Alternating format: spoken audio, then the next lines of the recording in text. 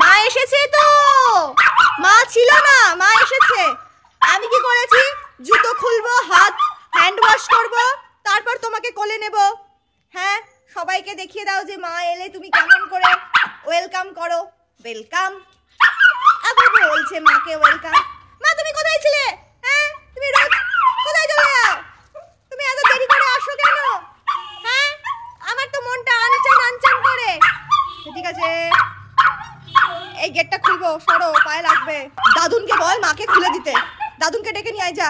দাদুনকে বল মাকে খুলে দিতে।